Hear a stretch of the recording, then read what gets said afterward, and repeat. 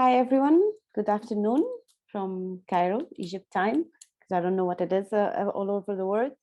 We're starting session 3C on secondary resources, regional and national e-waste frameworks and enabling conditions. We have 4 presenters. Okay, we'll start with the first presenter.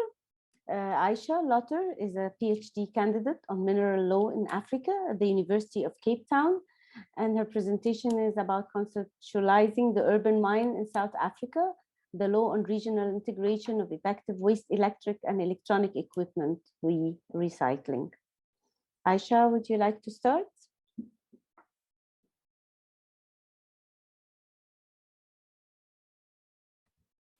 Yes, thank you so much. Can you see my screen? Yes. Okay, great. Hi, everyone, and happy International E-Waste Day to you all. So today I will place the promise and the problem of the urban mine, specifically referring to e-waste recycling within the Southern African context, looking at regional integration, specifically the legal and institutional influences that would play a role in establishing an effective e-waste recycling hub in the Southern African region. So the first thing I want to point out is the overarching environment in which the law needs to operate within the Southern African region. We see the various barriers to entry, opportunities and drivers that exist quite categorically across Southern Africa, but we'll focus specifically on the how to address the economies of scale, which is really about tapping into the value of the resource. And that is responding to the SADC feedstocks that we could potentially tap into, creating national pre-processing hubs, as well as potentially regional processing capacity. And ultimately, this hopefully leads to job creation, at least decent work that we would be hoping to encourage. So the law on regional integration is a tool, and understanding the different players on the board is important. And I would like to make it clear that regional integration is not an attempt to address the illicit flows from developed countries, although it is a helpful benefit. The rhetoric here is aimed at self-reliance and anticipating a shift away from extractive industries to industries focused on reclaiming minerals.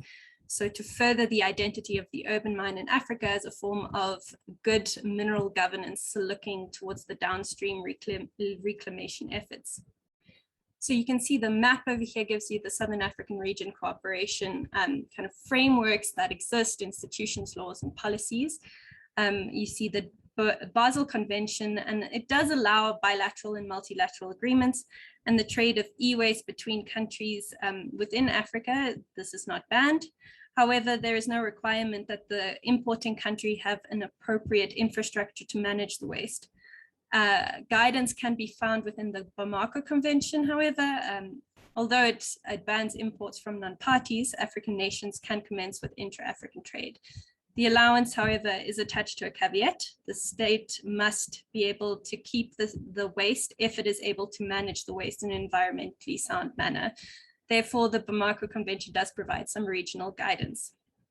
Whereas kind of considering the new real spheres of interest between the Southern African Development Community and the African Free Trade Area, which are crucial areas of opportunity.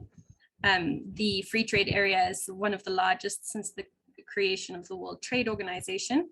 The Continental Free Trade Area could provide a platform for standardizing data reporting, integrate the activities of the informal e-waste sector, and disincentivize stockpiling and provide clear resource incentives. However, there is a concern around lack of infrastructure within the continent.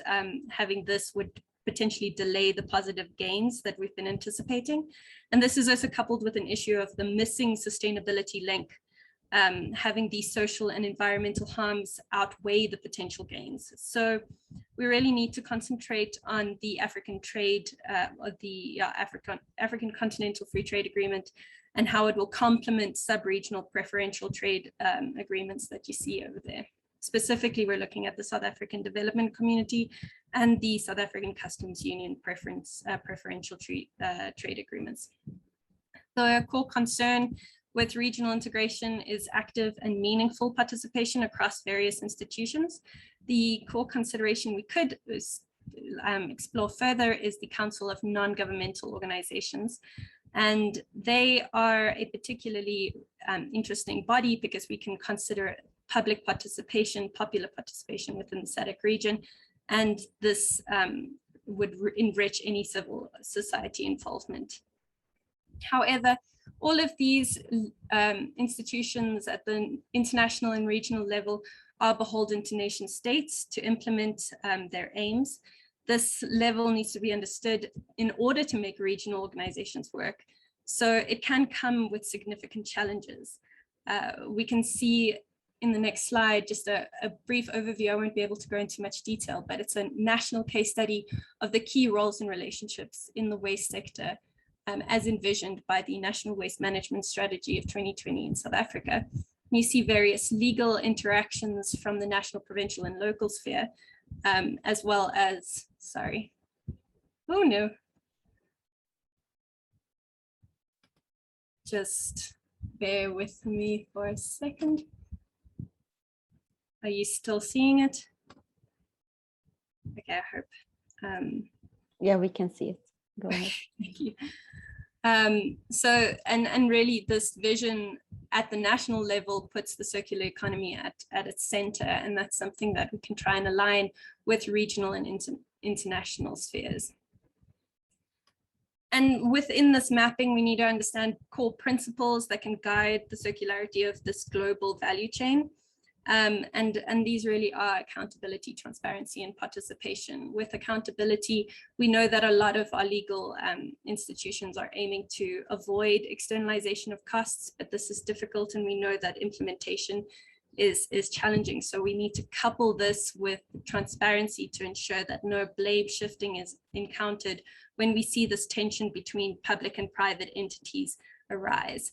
And then we need to ensure participation, and that's really speaking to looking local, because people don't live at the regional scale, they live at the local scale. And if we want to look at a successful regional hub, we need to consider what is happening at the local level.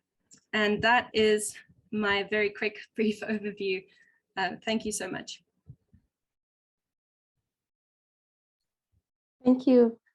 Thank you, Aisha. It's very interesting, and you raised a lot of a couple of, I mean, accountability, transparency, and participation as their key issues in all the country on local and regional level. So thank you so much, and we'll go on to the next presenter. Okay. Anthony, excuse me, Simiyu Mabele1. Am I saying it right? Thank you, Moghny. That's my wonderful name. He's a tutorial fellow and chairman at Kibabi University in Kenya. Excuse my pronunciation. And he's going to present us today with the regulatory policy frameworks on e-waste challenges and opportunities, a case study at Bungoma County in Kenya. Correct. Go ahead, Anthony. Thank you so much for the wonderful introduction to me. As we celebrate the International e-waste Day today, allow me to share our research findings on behalf of our team on regulatory policy frameworks on e-waste challenges and opportunities. In Bungoma County in Kenya, we have developed government systems where we have 47 county governments, and Bungoma County is one of those counties. As champions of e-waste management within the county, we did some research survey on some of the opportunities and challenges, and the gaps we identified were that we do not have legislative anchored policy frameworks which can guide on e-waste collection so that they can get the opportunities for the youth and the unemployed, which is increasing. And in the first slide, as you can see there on your right, there's the e-waste materials, which are samples of the collected ones, because you collect them within the 45 wards. Next slide, please. Now, in this house, I work in the County Assembly of Bungoma, and we have 100 members who are discussing the e-waste management bill of 2019. These are money bill that has not been ascended to law, but you find that is one of the regulatory frameworks to try to look at ways on how we can collect the e-waste to minimize the harmful challenges of the society. And some of the challenges that we have been encountering as stakeholders of e-waste management, that waste segregation is a challenge from the source until it's taken to the processing or recycling plants. Because the recycling plants are located far away from the people, and that means we need to create knowledge awareness on e-waste existence, because most of the phones, the radios, the television, they're just thrown in the dustbins and they're left there. Or some can be thrown even in the river. Another challenge, you find that the manufacturers, when they are manufacturing these gadgets, they don't have the recycling ability in their mind that these gadgets can be recycled at a later stage. And that informed us to come up with this e-waste management bill of 2019. At the same time, the county governments in our country, Kenya, out of the 47, we do not have county governments that have come up with e-waste management bills. So this is one of its own first. And we have been lobbying for the national government to adopt so that all other county governments can establish the same and follow track. The last challenge I would like to talk about, which is now anchored within this abstract, if you have gone through, you find that we do not have the relevant laws and regulations and guidelines that have been operational within county government. They are there, the global laws are there, the regulations are there, which are either in the EU at national level, but within the county government, the implementers on the ground, most of them not walk the talk. And next slide, please.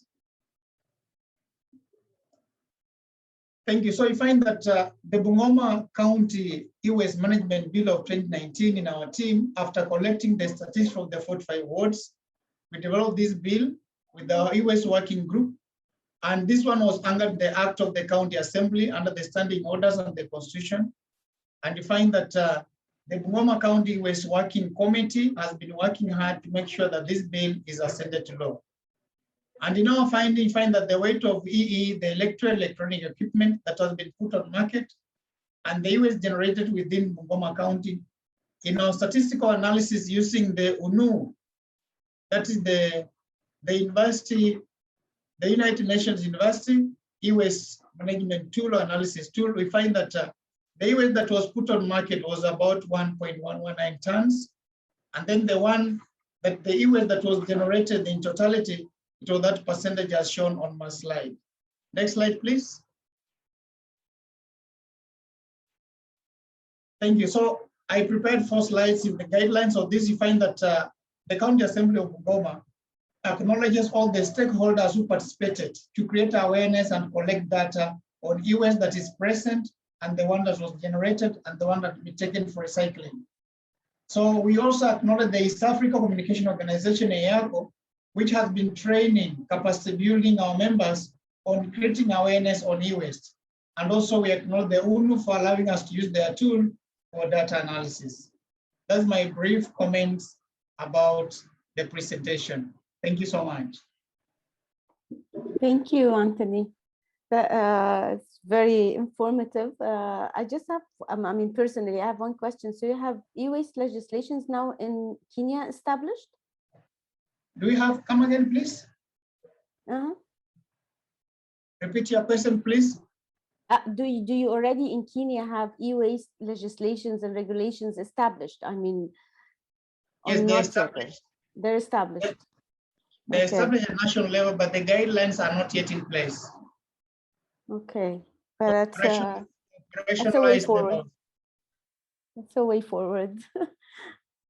Thank you. Anyway, thank you, Anthony. Next presenter is George Kirklow. He's a technical advisor of Caritas Ghana, and he's going to speak to us about Caritas Ghana e-waste campaign, Care for Our Common Home. George, the floor is yours.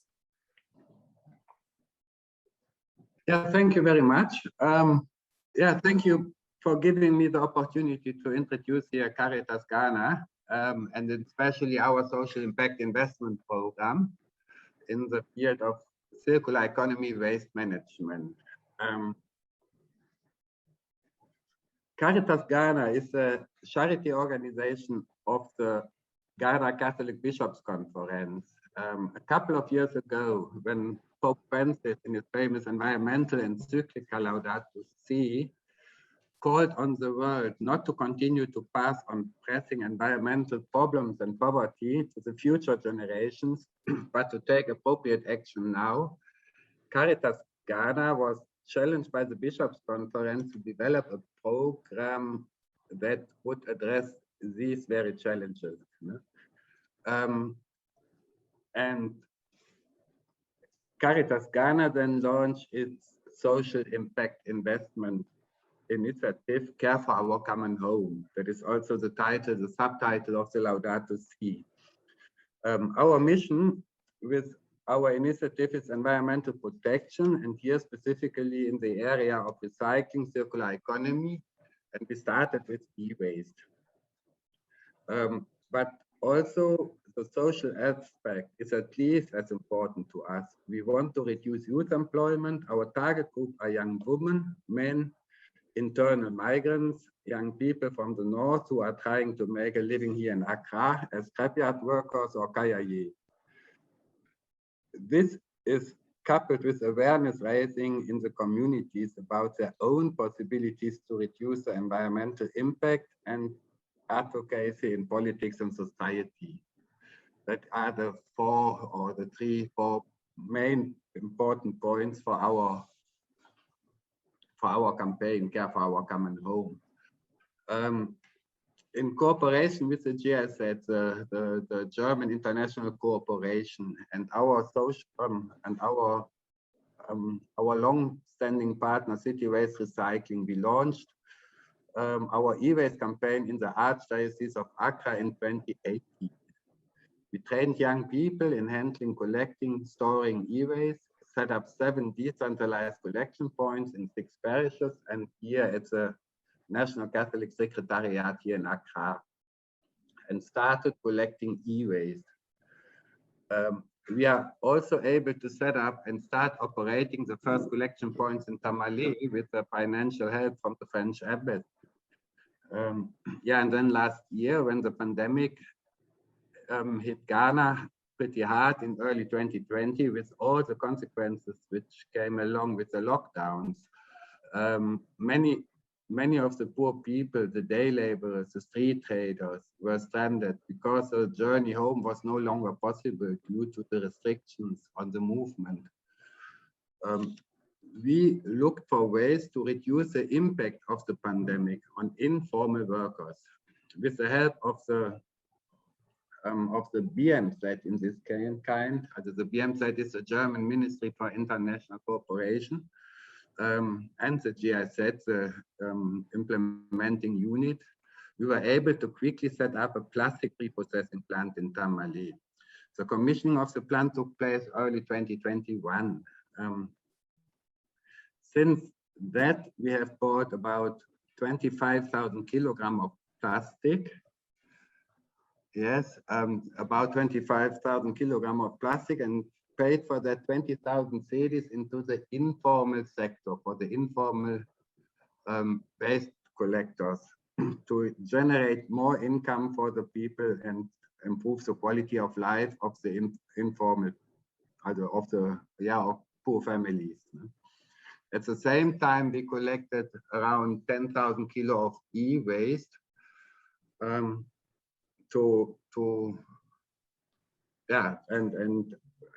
the problem with the e-waste in our situation is that we need to subsidize with other money because the e-waste value is very high in the informal sector. No? With our plastic recycling plant, we also employed then 20 young women and men in our plastic pre-processing plant. That means they get a proper, decent job in the formal sector. And with this, we create an added value because we are shredding, agglomerating the plastic waste and produce raw material for new plastic products. With the income of the of the sale of this processed plastic, we can pay our salaries and buy the plastic and also e-waste and train the people, our staff, to create for them future perspectives which are out of the informal sector. City waste recycling, I mentioned them earlier, as our partner. It's a normal, professional, formalized recycling company. They market our products at market prices so that we can generate income. Also for the 10,000 kilo of e-waste, we hand it over to them and get paid for that. Our idea of the social impact investment is that the investment is made with donations and the operations is managed from a business point of view and thus covers running costs. And after some time, after the consolidation period, we want to make even profit in order to reinvest the profits in the education of the young people, in skills training, in awareness campaigns, and also in the expansion of our campaign. And we want to ensure sustainable operation and independence from donations after the investment has been done. You know? Yeah, and our look ahead, the expansion in other dioceses here in Ghana, Kumasi, Zunyani are the next where we want to expand our campaign. We also want to open our portfolio besides e-waste and plastic, also to collect other types of waste, paper, tins, cans, glass. But for that, we need to see what is possible.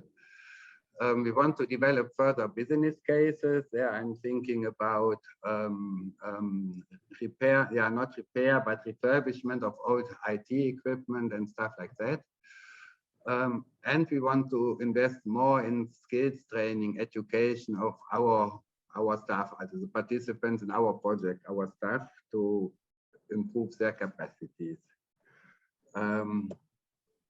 Yeah, this is in a very brief summary our social impact investment idea. And what I like at this idea is that it is not anymore an idea, it's already reality. We are active in environmental protection, employ disadvantaged youth, and collect quite some waste, e-waste and plastic now.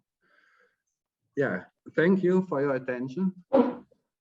Thank you, George. Great work, Kaitas. You did a lot. Okay. Thank you. We'll go now to Ivan Vidal. Ivan Vidal is a researcher at the Department of Space and Population, University of Cuenca, Ecuador. Am I saying it right, Ivan? And yes. He's going. Thank you. And he's going to, his presentation is towards a forecasting model for developing countries, case study for mobile phones in Ecuador. The floor is yours, Ivan. Hello, everyone. Today I'm going to talk to you about mobile phone waste in Ecuador. But first, I want to explain you why e-waste is a global problematic. Our modern lifestyle has been strongly influenced by the consumption of electrical and electronic equipment. For 2020, more than 50 megatons of these devices were in use, and this amount is expected to reach 120 by 2050. As a result, the generation of e-waste has been strongly increasing on a global scale. Currently, a huge amount of e-waste ends up in landfills without any materials recovery. Because of this, it is estimated that a potential value of $62.5 billion is lost annually. E-waste is also informally collected and disposed without an adequate management, which pose a risk for the environment and human health. So in this context, why mobile phones are so important? Well, they currently are the most selling device in the world. In 2019, there were 5 billion mobile phone users around the globe. Unfortunately, their increasing complexity where elements are aggregated in thin layers and in minimal quantities, makes separation and recovery difficult. Some elements, such as copper, gold, silver, or palladium, represent a potential source of valuable materials and are being wasted. Some others contain hazardous and toxic substances such as mercury, lead, or flame retardants, which are mainly found in housing plastics. All of these elements together have an estimated environmental impact of more than 650 millitons and a potential economic value of $2.35. In this figure, we can see the most representative elements within a smartphone, where the sphere size represents the mass proportion of each element, and the axis represents the environmental impact and potential economic value. We can see here that fractions with high mass shares do not necessarily represent the major environmental and economic value. So it is important to highlight that mass-based recycling targets could lead to poor environmental and economic performance. In Ecuador, there were 8.6 million mobile phone users in 2017. However, the waste generation of these devices and its management is unknown. As the waste collection has not been a priority, it remains substantially lower than collection rates for other waste fractions such as plastic or cardboard. Because of this situation, the waste management chain is mainly represented by the informal sector, and it mostly consists of manual dismantling followed by empirical recovery processes that can be harmful to the environment and the health of vulnerable groups of people involved in these activities. But how much mobile phone waste is being generated in Ecuador? Well, according to our result, there are 2 million devices that are being discarded every year. And based on official data, only 7% of this waste flow was formally collected, which means that for every 10 devices, only 0.7 are being collected. In this context, one of the starting points for the development of an effective e-waste management system is to know the waste streams and its composition. Of course, the establishment of collection and treatment schemes, the articulation of multiple stakeholders, and the development of a multi-R system for value retention are necessary too. In Ecuador, value retention strategies will enable a reduction in mobile phone waste generation, environmental impacts, and resource consumption. Some of these value retention strategies, such as repair or refurbish, may also create income-generating opportunities for local people. In this sense, our research team has developed the Rescue Project, which aims to design and implement a pilot for sustainable e-waste management system in Cuenca City, considering circular economy principles for value retention and the integration of base recyclers. These initiatives could be used to create a sustainable scenario for e-waste management in developed countries by applying the best of two worlds philosophy, integrating local pre-processing, where mobile phone waste can be manually dismantled and some low technical requirement materials can be obtained, with end processing of complex and hazardous fractions in developed countries where state-of-the-art technology is available. However, there are still many challenges to be addressed in Ecuador for implementing recycling and further circular economy strategies. There is a need for a strict regulatory framework for e-waste, for example. The collection system is still deficient, and there is a lack of a proper infrastructure and technological capabilities. That's been all from me, and thank you all for your attention. Thank you so much. It's excellent. You're talking about everything we're facing here in Egypt too. So thank you so much. I leave the floor now to Gerald. He's going to go through the questions and answers. Thank you very much. I tried to join Hoover from my phone. So far, I've not seen any question in the chat. So I'll start with some few questions to the presenters. We'll try to balance it so that at least each presenter gets to answer at least one question. So I start naturally with Aisha. Aisha, thanks for your presentation. That was quite great. The informal sector is always a very important sector, which unfortunately its recognition is sometimes not very strong across countries. So I would like to find out from you in that framework that you presented, what do you think is or should be the role of the informal sector in establishing this regional e-waste recycling hub?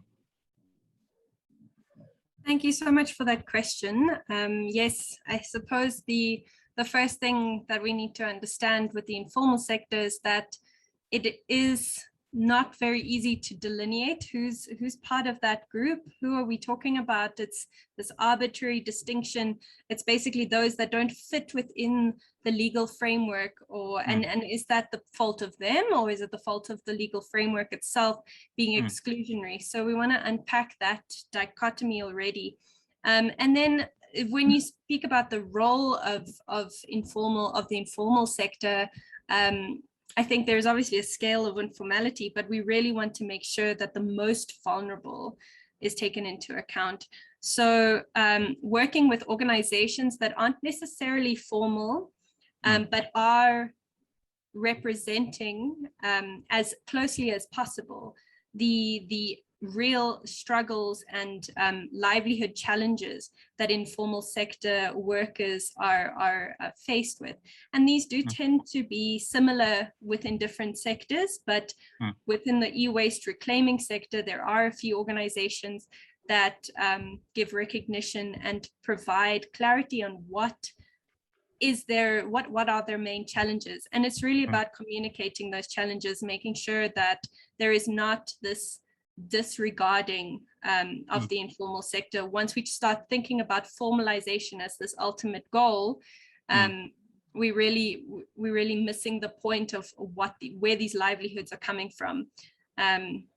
And it's not necessarily formalization that a large portion of the population engaged in e-waste reclaiming, it's not necessarily what they want. So it's about connecting. It's I like your we know, we connect, we contest.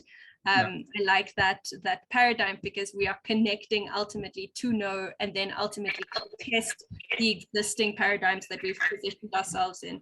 So yeah, I know that's a little bit of a mouthful and a lot, but ultimately it's about connecting and understanding exactly what is needed and not assuming from our side what is required. I think with e-waste in particular, sorry to ramble on, but e-waste in particular, we see it's a very hazardous waste stream. We know that it contains hazardous components and very dangerous for the handler. So we want to protect, but then we sometimes come in with this is what you should be doing, rather than recognizing the incredible knowledge that is being created at the informal sector. And giving recognition to that, the established channels that are working there, and really just coming from a space of, yes, we want to protect, but we also want to bolster and understand and not exclude. So that's really the role, is us listening. Great. Thank you very much. And of course, that has got a very strong impact on job creation as well. So yeah, thank you. Let me move to Anthony for the sake of time. We still have about 30 minutes. I hope to finish 2 minutes before time and hand over to Ghada to close the session. Anthony, I have been a bit familiar with the entrepreneurship landscape or ecosystem in Africa, and I know Kenya is very strong on this.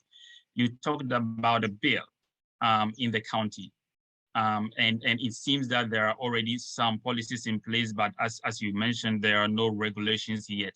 At least for the bill and the policies, how are these enabling entrepreneurship, especially young entrepreneurs, in the whole e-waste recycling ecosystem in Kenya? Thank you so much, Gerald, for that question. It's a very wonderful question, because it addresses one of the challenges that we are trying to handle on the ground as e-waste managers.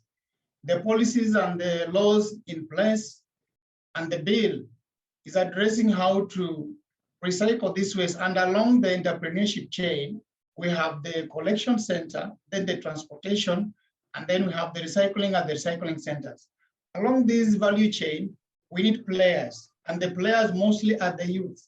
Some of these youth have never had an opportunity to join a university, but they are TVET. We call them the Technical and Vocational Education Centers, whereby we train them. Now we are in the process that we are going to set up these hubs so that also we engage them in public participation to train them and educate them on the opportunities in e-waste. And those opportunities rely along entrepreneurship, because when they recycle some of these important commodities, they can be resold back to the market. And there are some valuable minerals. Having a strong background in chemistry, you realize and agree with me that, for example, a PCR machine in the lab has that gold chair, which when you remove, I'm very sure is very valuable. So along that, we are trying to encourage them that they should not just throw their waste anyhowly, but collect them and recycle them. And through that, you find that they are going to also improve on their livelihoods. Thank you. Perfect. Thank you very much. Let me move on to George, but still I have not seen any question in the chat. Please alert me if there is any question, because it will be fair to answer questions from attendees. But George, I come to you, and George, Caritas is doing a great job. I live in Ghana, so I know the kind of work that you're doing. But I would like to find out from you, to what extent are you involved or are you influencing policy making processes? Because whether some of the interventions that you are actually rolling out would thrive or not depends on the policy and regulatory environment. And I have been involved in climate innovation projects over here and work with entrepreneurs, and I know that sometimes it is quite tough. Because you're making a strong contribution, have you also been contributing to policy making processes or shaping how entrepreneurs, especially like you are training, get to benefit from this whole system? Yeah, thank you for the question. Yes, we have our 4 points in our mission is protection of environmental, environment, job generation, public awareness is for us very important. What we do through the different parishes and the different church groups and life groups in the church, but also advocacy to influence the policies. We have here also in Ghana the interface platform where the Catholic Church, charismatic churches, also Muslim groups are working together on that. We performed a few stakeholder meetings with the MMUST and EPA and national youth authorities and some local assemblies here from the town. How is it called here? I'm not personally not that deep involved in this chapter. How is it called? The Greater Accra Metropolitan Assembly. Now this representative. The church and the interface platform is doing quite a lot in this advocacy, but we have here the regulations are there. We have a law, we have the implementing application of the act. We have the EPA, we have the MMUST, everything established, and now the whole, and it's quite new as far as I know here in Ghana, and now it needs to get implemented and really running. I can tell you that we were waiting quite some time to get the EPA approval for collecting the e-waste. The instruments are not yet working so smoothly. Everything needs to be developed and implemented. That is, but the church is doing all the, let me say, the interface platform. I don't want to talk too much about the Catholic Church. Particularly in Ghana, the religious groups has a lot of influence in all what is in the society and in the politics. They do a lot in that regard. Okay. Thank you very much. Let me move to Ivan and Ghada. Just be ready because I'll come back to you in case you have some questions of your own. So Ivan, thank you very much for actually having that rescue mission. 7% is really a paltry percentage. I want to believe that you are in the research and academia sector or community. And this initiative that you have brought is very, very necessary. I want to find out from you, I think, correct me if I'm wrong, you did mention that there are no policies already in place that would guide this. Correct me if I'm wrong, is that right? Well, there are some policy initiatives that are being developed, but we are far away from a strong regulatory framework yet. Good. So yeah, that's the current situation. Yeah. So how do you think the data that you are collecting, the model that you are actually developing, should help to shape the kind of policies that you think would actually increase the percentage of recovery and also, facilitate the whole e-waste recycling stream in Ecuador? So sort of the contribution of the research and academia sector or community in actually contributing to shaping policy. Yes, I think policies must be developed taking into account what academia has to say about it. In our case, we are trying to estimate the waste flows, but it is important to know also the composition of these waste flows. Some economic aspects need to be taken into account too, environmental aspects, as we mentioned. And I think something really important too is to know or trying to address social impacts too, because we were talking about what the informal sector has to do with or within the management chain. So we need to try to incorporate them into the chain, and I think policies need to be developed based on what academia has studied. Okay, just a quick follow-up. Are you already connecting with policymakers to see how your work actually fits directly into it? Yes, we are trying to be involved in some policy developments, trying, to explain them some of our findings. So we hope that this information could be used in further development of policies. Perfect. I think that is very important because sometimes as researchers, we are in our own bubble and we do everything, and yet our work is actually not feeding into the broader picture. So with that, I will hand over to Ghada. Ghada, you might have your questions of your own, and then you can close the session in 4 minutes time. Thank you. I actually don't have much time for questions for everyone, but I have a remark whoever wants to tell me.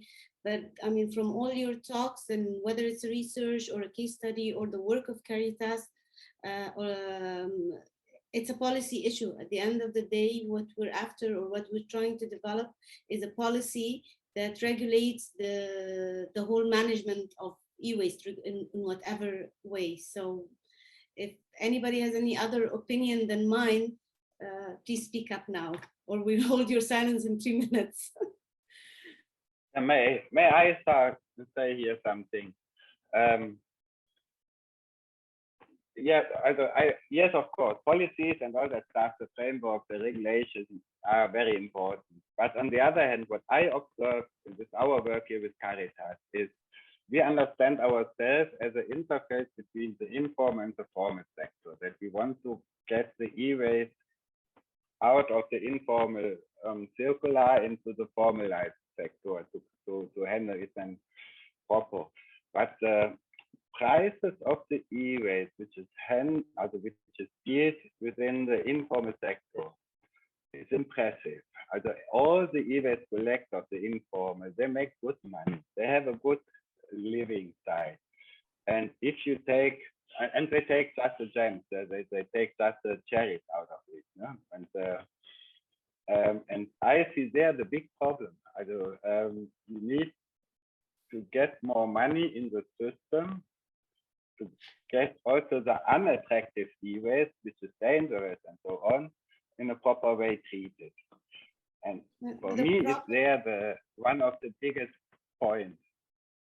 Well, definitely you're siding with the informal through Caritas, but the problem with the informal sector in most countries, especially African countries, is the cherry picking concept. And unfortunately, is the treatment of the hazardous part. So yes, they could have a very good life and they have, they can make profits and live well off the cherry picking or the stuff that they could profit from. But the problem is with the hazardous substances. I mean, that's the only problem with the informal. I mean, they're very creative, they're very innovative, and maybe with some awareness, they could even do a very good job. But the problem is on the other side of the coin. I mean, anybody that I shall. Yes, please. Just to add to that, yes, I agree. Policy development is the first step, but when it comes to implementation and enforcement, these are the kinds of the moments of reckoning for any policy. And we need to see the work that George is doing, and even all of these processes are great examples of working despite policy, or not necessarily despite, but they are working, and all we can do is bring forward good cases for how policy should reflect and further implement. But yeah, it's we can have a beautiful piece of paper and it can go to waste. So it's really I absolutely agree.